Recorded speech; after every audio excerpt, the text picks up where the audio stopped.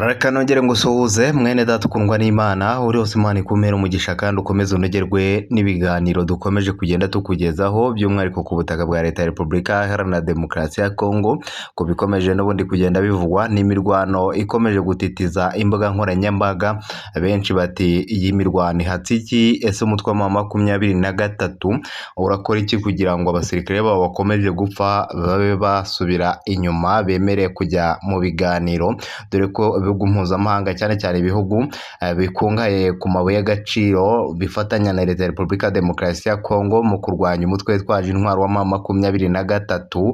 Benshi bahagurutse rero bamagana ibitero bikomeje kugaragara mu burasirazuba bwa Leta ya Repubulika Demokarasi ya Kongo. Ni byinshi byongeye kugarukaho n'ibitangazamakuru bitandukanye. Benshi bati imirwano irakomeje, ubuzima bw'abanyekongo bukomeje kujya mu kaga. Amakuru atugeraho yemeza ko intambara ikomeje kuba ku butaka bwa Leta ya Repubulika Iharanira Demokarasi ya Kongo ihangayikishije bamwe mu baturage, kugeza ubwo bamwe na bamwe bafashe iya mbere bemeza ko iyi mirwano iri kubera ku butaka bwa Kongo ishobora guteza umwuka mubi ndetse no kugaragaza urugomo rukomeye rukomeje kuba hano ku butaka bwa Leta ya Repubulika Iharanira Demokarasi ya Kongo. Ese ibi bintu bihatse iki? Ese mu by'ukuri iyi ntambara ikomeje kubera ku butaka bwa Leta ya Repubulika Iharanira Demokarasi ya Kongo izarangira ite?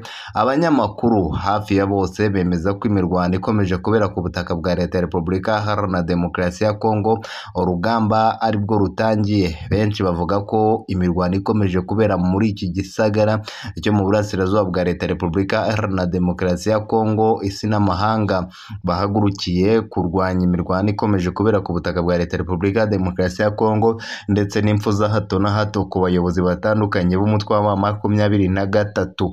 Ni amakuru atugeraho, ni amakuru atangazwa na bimwe mu bitangazamakuru yabyandika ndetse n'ibivuga byemeza ko imirwano ikomeje kubera hano ku butaka bwa Leta ya Repubulika Iharanira Demokarasi ya Kongo ihangayikishije abaturage, kugeza ubwo bamwe na bamwe bafashe icyemezo cyo guhagarika imirwano binyuze mu buryo bw'amahoro. Ariko aka kanya benshi mu bakurikirana hafi by'urugamba bemeza ko ino mirwano itazigera ihagarara, tugendeye ku byo 23 itangaza ku rupfu rwa Leta Colonel Wiringoma. Bavuga ko bagomba kwihorera ndetse ngo bagomba gukora kudeta bagahereka ubutegetsi bwa Kinshasa burangajwe imbere na Perezida Felix Antoine Tshisekedi.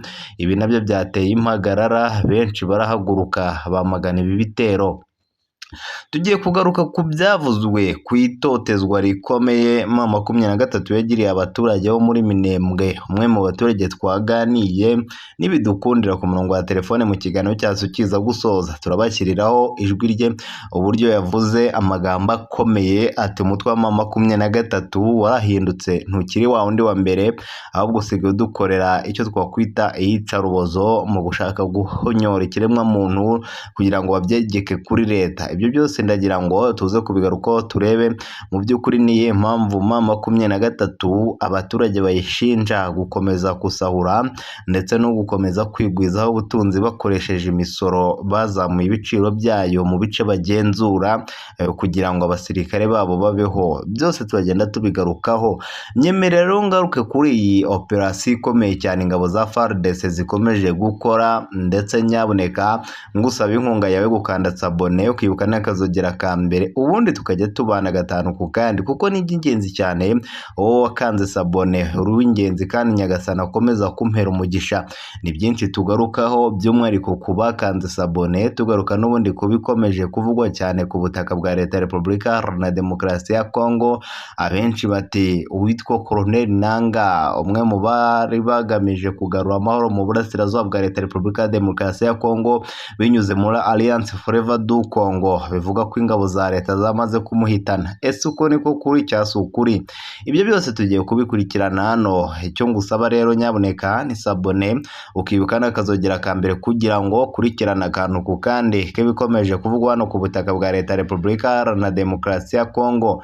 Leta Zunze Ubumwe za Amerika nyuma yo kumva intambara ikomeje kubera ku butaka bwa Leta ya Repubulika Iharanira Demokarasi ya Kongo, Leta Zunze Ubumwe za Amerika bahagurutse bavuga ko ibi bintu biri kubera ku butaka bwa leta ya Repubulika ya Demokarasi ya Kongo bibangamiye agahenge kari karashyizweho ndetse no gushaka amahoro no gushaka uburyo bahuza impande zombi mu biganiro.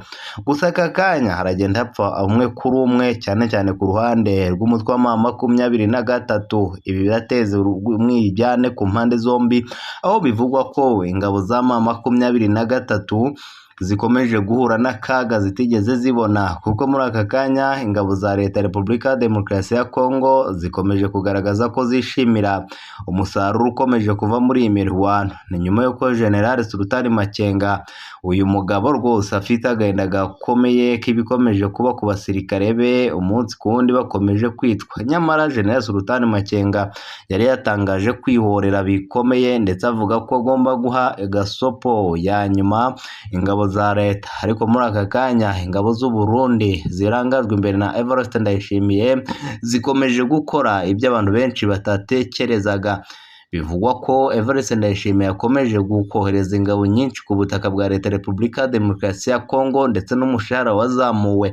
Ni nyuma y'uko hari hamaze iminsi hacicikana video igaragaza uburyo ingabo za M23 ziri guhunga ziva mu bice bitandukanye byo muri teritwari ya Masisi berekeza mu bindi bice. Ni nyuma y'uko muri iki gitondo cyo kuri itariki y'aka kanya 6 z'ukwezi kwa 3 2026 hongeye kumvikana imirwano mu bice bitandukanye byegereye umujyi wa Uvira. Ibyo byose tugiye kubigarukaho mu buryo burambuye, turebere hamwe ibikomeje kuvugwa ndetse n'inyunganizi ushaka kuyitanga muri comment kugira ngo tubane gatanu ku kandi utubwire mu by'ukuri ibi bintu urabibona gute. Urusoro rukomeje guhitana bamwe mu bayobozi batandukanye ba leta, ndetse benshi bati Colonel Nanga ni umwe mu bagaragaye cyane agaragaza ko ingabo za M23 zitegura kwihumura kuri leta. Ariko aka kanya amakuru aturuka mu bice bitandukanye yemeza ko uyu Colonel Nanga yarashweho bikomeye ndetse n'imodoka igaturitwa. Byatumye rero benshi bavuga ko uyu mugabo yaba yaguye mu gitero gikomeye cyagabwe nyuma y'uko ingabo za M23 zari zimaze iminsi zisirisimbya muri Kisangani.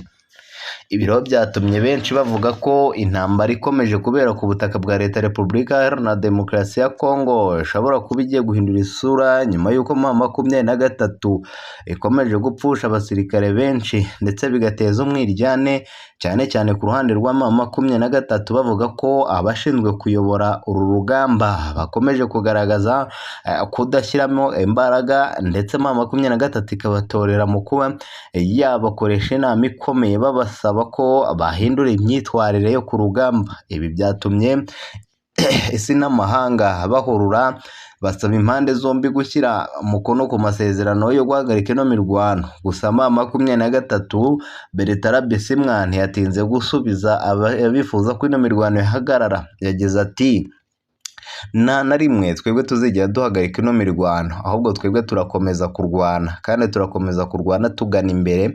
Turabizi neza ko benshi batatwifuriza icyiza bigendeye wenda n'uburyo inyungu zabo bazishakamo, ariko twebwe icyo dushaka turakigeraho.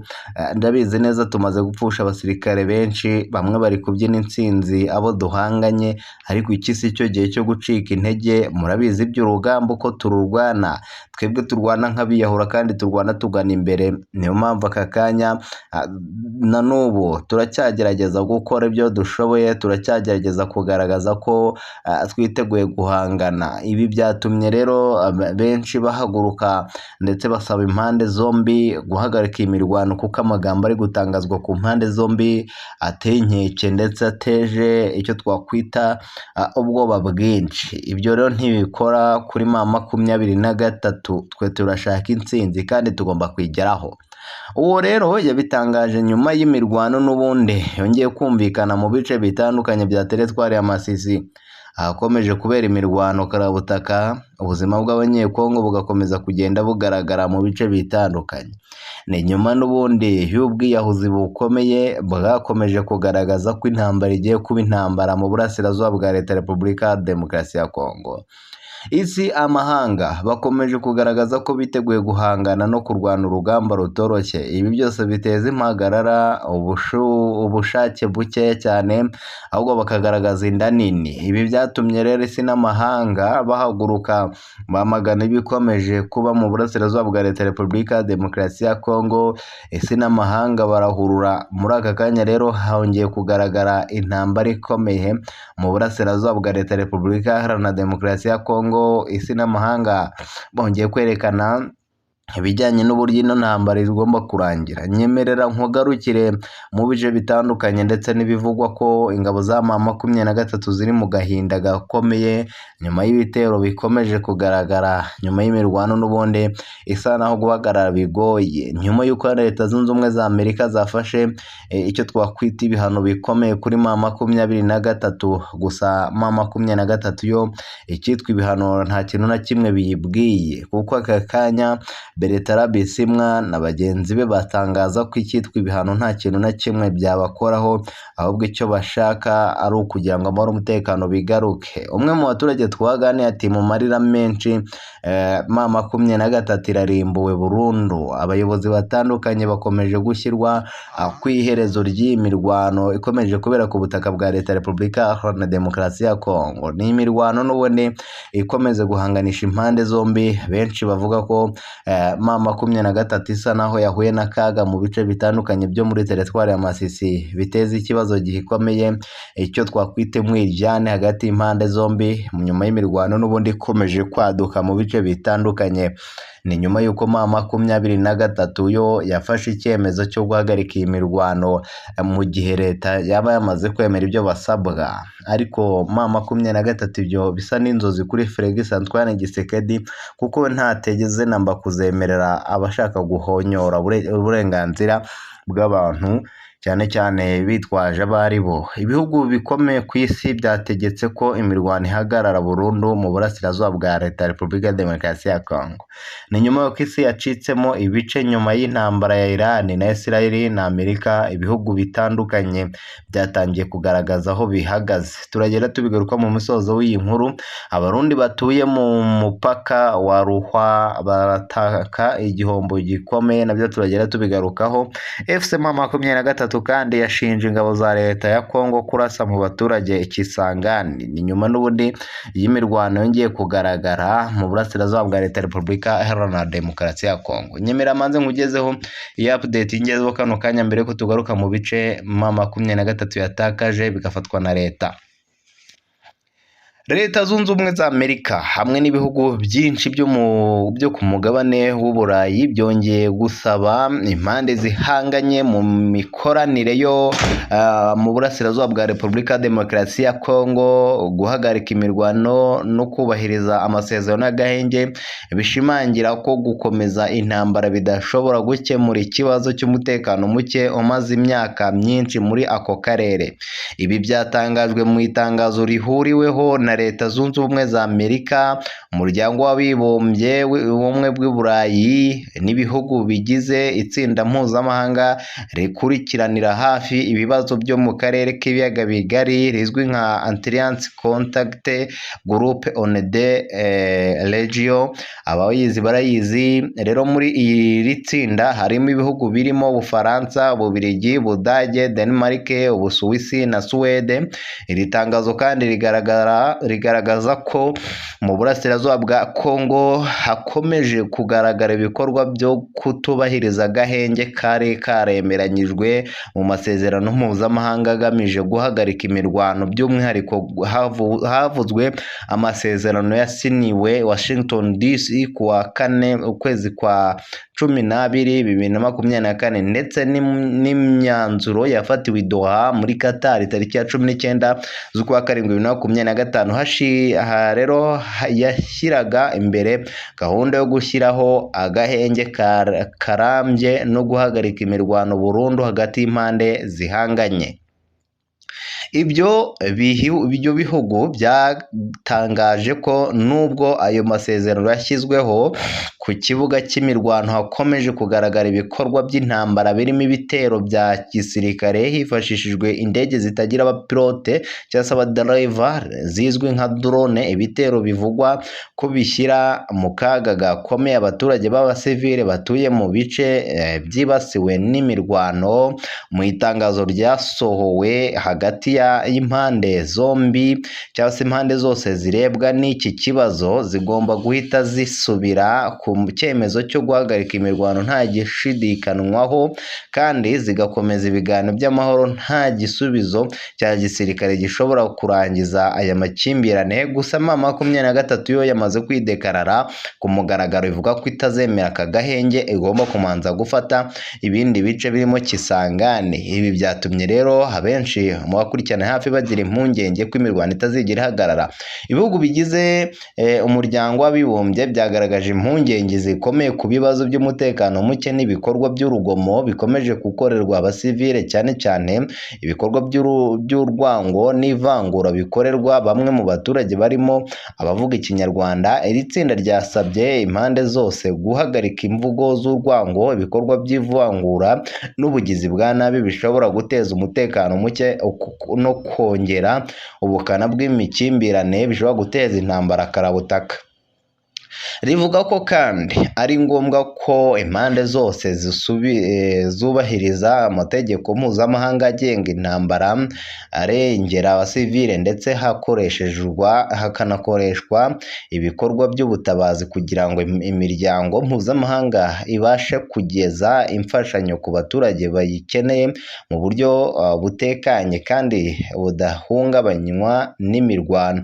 Minisitiri w'Ububanyi n'Amahanga w'u Rwanda Olivier Nduhungirehe yatangaje ko iri tangazo rifite uburinganire kandi rigaragaza neza ibibazo bikomeje kugaragara ku kibuga cy'imirwano, cyane cyane ibitero bya drone bishobora gushyira mu kaga abaturage b'abasivile. Yavuze ko gusaba impande bireba kubahiriza amasezerano ya Washington DC na Doha bikwiye kujyana no gushyira mu bikorwa gahunda izwi nka Chonopos igamije gusenya umutwe w'iterabwoba wa FDL no gukuraho ingamba z'ubwirinzi zari zarashyizweho mu biganiro byabereye i Rwanda muri Angola kuwa 31 ukwezi kwa 10/2024. Mu butumwa yanyujije ku rubuga rwa X rwahoze ari Twitter, Nduhungire yavuze ko ibisabwa birimo gukomeza ibiganiro bihuza abanyekongo ubwabo ndetse no guhagarika imvugo z'urwango zibasira abanyekongo b'abatutsi ari ingingo zagiye zisabwa kuva mu mezi ashize. Nubwo hari imbaraga mpuzamahanga zigamije guhagarika imirwano ku kibuga cy'intambara mu burasirazuba bwa Repubulika ya Demokarasi ya Kongo, haracyumvikana amasasu n'ibitero bya gisirikare. Amakimbirane yo mu burasirazuba bwa Kongo amaze imyaka irenga 20 aho imitwe myinshi yitwaje intwaro irwanira mu turere twa Kivu y'Amajyaruguru na Kivu y'Amajyepfo. Aya makimbirane akomeje guteza ibibazo bikomeye by'ubutabazi, aho miliyoni z'abaturage zimaze guhunga ingo zabo. Abasesenguzi b'ibibazo bya politike mpuzamahanga bagaragaza ko igisubizo kirambye gishobora kuboneka gusa binyuze mu biganiro bya diplomasi, bufatanye bw'ibihugu cyane cyane byo mu karere no gukemura imizi y'ibibazo by'amoko, politike n'umutekano byabaye intandaro y'iyi ntambara imaze igihe kinini.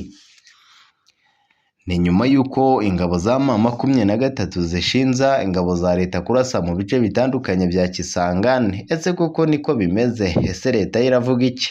Nyemera manze ngusomere inkuru kujya tugaruke ku byo leta na M23 bashinzanya.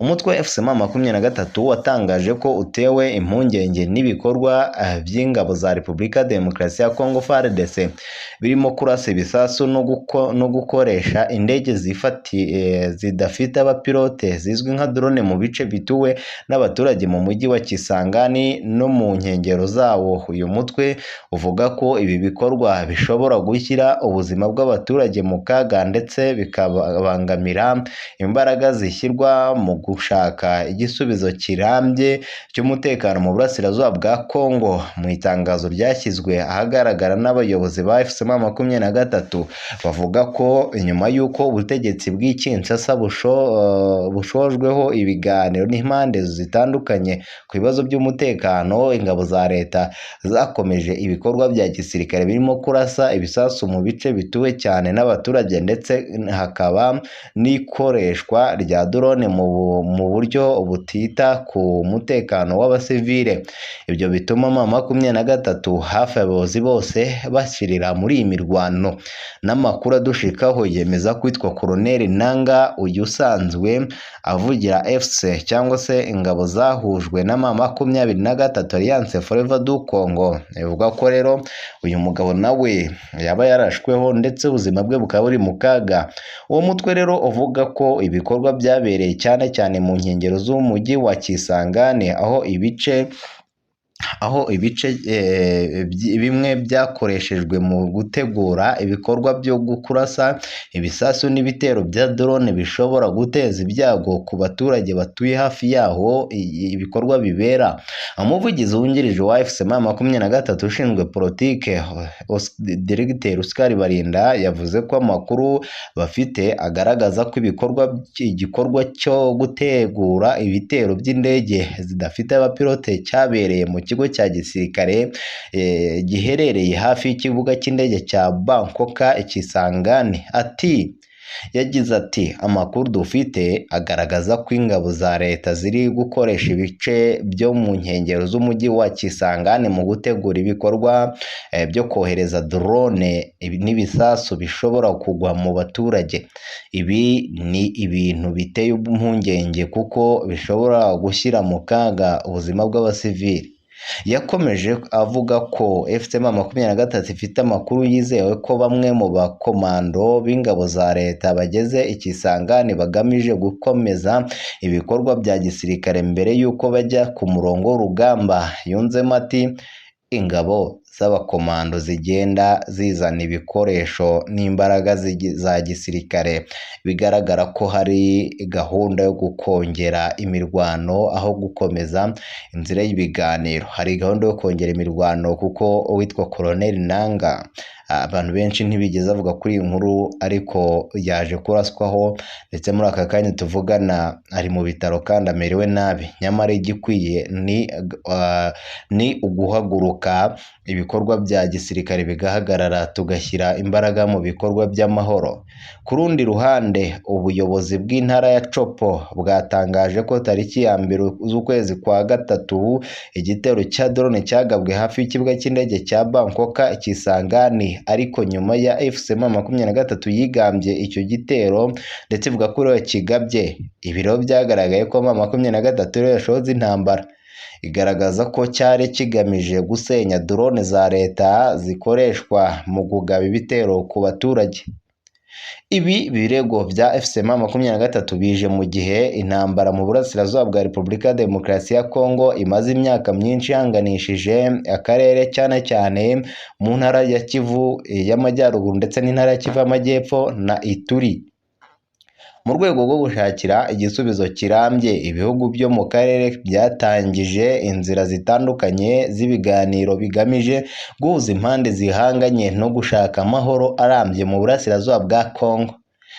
Nubwo bimeze utyo, ibikorwa bya gisirikare bikomeje kuvugwa ku mpande zombi, bituma rero amahirwe y'amahoro asa n'ari kure, mu gihe abaturage bo mu bice byugarijwe n'intambara bakomeje gusaba ko hakorwa ibishoboka byose kugira ngo imirwano ihagarare, hagashyirwa imbaraga inzira n'ibiganiro byumvikanyeho kuruta iyi mirwano.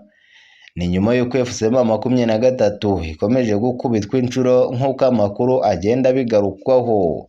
Ni nyuma y'uko ingabo za FARDC zikomeje kwigarurira uduce dutandukanye twinshi two muri Mwenga, muri teritwari ya Kivu y'Amajyepfo muri Kivu y'Amajyepfo ndetse na teritwari ya Masisi. Ibi biraganisha ku ntsinzi ikomeye kuri leta kuruta agahinda gakomeye M23 ikomeje guterwa. nyemerera amakuru ya nyasoreza aha tuze kongera gusubira mu minota iri imbere. Ndagusaba rero gukomeza kubana natwe ndetse no gukanda sabone, ubundi ugakomeza kubana natwe mu by'ukuri, cyane cyane kubikomeje kugenda n'ubundi bivugwa ku butaka bwa Leta ya Repubulika Iharanira Demokarasi ya Kongo. Share nyinshi, subscribe n'ibindi.